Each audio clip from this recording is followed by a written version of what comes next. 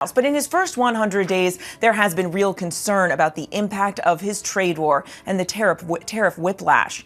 According to our ABC News Washington Post Ipsos poll, 53% of Americans say the economy has gotten worse. The president there adamant his policies will pay off. Voters across the country have consistently rated the economy as the #1 issue. Trump's promises to lower costs and boost growth, helping to propel him to the White House since Trump took office. And 72% say it's very or somewhat likely Trump's economic policies will cause a recession. And tonight, the impact of Trump's tariffs is being felt in the heartland. Farmers who rely on China to purchase their soybeans now concerned. Remember when American farmers were rolling in Chinese cash? Well, those days are deader than Trump's diet plan. U.S. sorghum exports to China just dropped 94% in 2 months. That's not a typo, folks. 94%. Meanwhile, the White House promised farmers would win big in the end. Yeah, and I'm sure those warehouses full of rotting crops are just part of the winning strategy. Today, we're diving into how China told American farmers bye-bye, while Washington basically sent thoughts and prayers. It's springtime in the heartland, and a very different planting season is getting underway. If you had to put it in a word, what has it felt like watching this all play out? Unsettled would be my word. Yeah. Kevin Malchine's family has been farming this Wisconsin land since before the Civil War. While elsewhere, small business owners are welcoming the tariffs as a potentially good thing for their bottom line. We traveled to Wisconsin to hear from farmers and to South Carolina to hear from fishermen. How did they feel about Trump's 100 days, and how will these tariffs affect them? Growing up with it, Yeah. and seeing the stresses of my grandpa and my dad help prepare the mindset that I think I need to have. Well, 6 generations of wisdom. Yeah, it helps. Remember when American farmers were living the dream? Big tractors, big profits, and big promises from Washington? Well, that dream just turned into a nightmare faster than Trump runs from a vegetable platter. Not too long ago, our farmers had it made. They were basically China's Walmart for food. Every harvest season, they'd ship mountains of soybeans, sorghum, and other crops across the ocean. The warehouses would empty out, bank accounts would fill up, and life on the farm was sweeter than corn in August. Those were the good old days, back when China couldn't get enough American agriculture. Our farmers planted more, bought bigger equipment, and expanded their operations. It feels like tariffs are a little bit harder to deal with because it's entirely out of our control. Like most farms in America, most of the soybeans grown here are ultimately bought by China.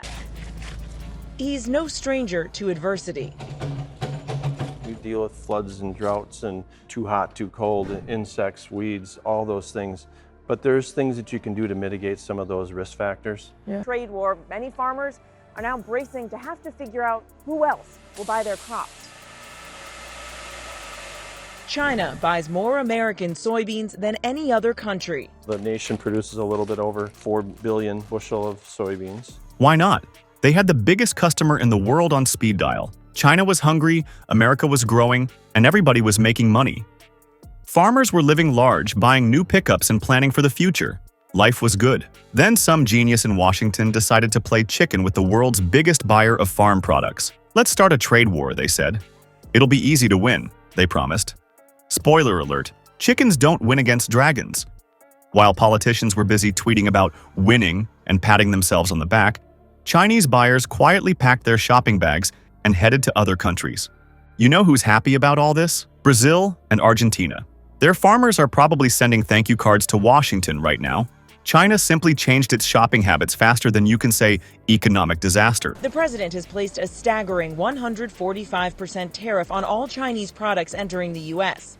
In response, China placing a 125% tariff on all American goods, including soybeans. I think it was 42% last year were sold to China. 42%. Yeah. All told, China paid nearly $13 billion last year to American farmers like Kevin. Brazilian farmers are now selling everything they can grow while American farmers are sitting around waiting for phone calls that never come. China left American farmers on red. Not even the courtesy of a "it's not you, it's me" text. The numbers would make even an accountant cry. Sorghum exports to China dropped 94% in just 2 months. That's not a recession, that's a farm apocalypse. Imagine losing 94% of your paycheck and the government telling you it's all part of some master plan. You'd be pretty pissed too. farmers aren't just losing a little money. They're losing their shirts, their boots, and pretty soon, their farms. Meanwhile, the Port of Oakland looks like a ghost town these days. Ships that used to carry American crops to China are now picking up Brazilian soybeans instead. Turns out ships, like voters, go where they're actually wanted. One port worker said the place is so empty you could bowl in the shipping lanes. The economic ripple is hurting everyone from dock workers to truck drivers. One hay supplier in Washington had to fire 25% of their staff because of canceled contracts. Another exporter has 6,000 metric tons of wood pulp just sitting in warehouses gathering dust. The White House response to this disaster? A relief package that farmers say is about as useful as a screen door on a submarine. These handouts don't replace markets. They're just political band-aids, one Iowa farmer told reporters. Farmers don't want charity. They want customers. They want to sell their crops, not fill out government forms begging for pocket change. We cannot absorb ocean freight increases without selling at a loss, one exporter complained. But Washington keeps acting like throwing a few dollars at the problem will make it go away. The shipping fees are the final nail in the farm coffin. The government slapped a $1.5 million fee on Chinese vessels entering U.S. ports. That's like charging admission to a store nobody wants to shop at anymore. Sure, bulk agricultural goods are technically excluded from this fee, but not the containerized exports that make up over half the value of U.S. farm exports. That includes all the good stuff: beef, poultry, almonds, frozen foods. Peter Freridman from the Agriculture Transportation Coalition called this a major oversight.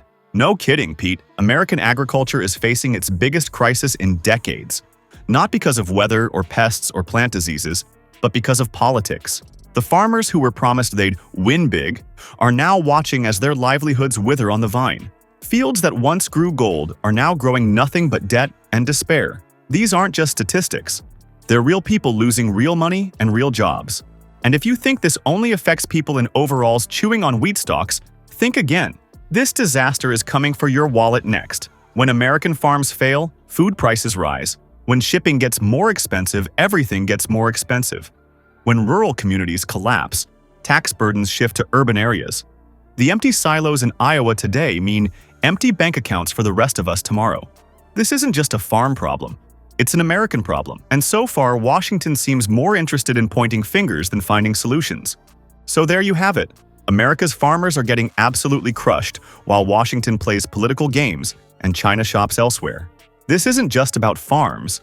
It's about what happens when politicians sacrifice real people for political points. Once China finds new sellers, we can kiss that market goodbye forever. Next time someone tells you tariffs are great for America, ask them to explain that to the farmers watching their crops rot in storage while China buys from our competitors. Even conservative farm groups are now begging for limits on White House trade authority. That's how bad things have gotten. Don't forget to subscribe for more stories about Washington's thoughts and prayers solutions.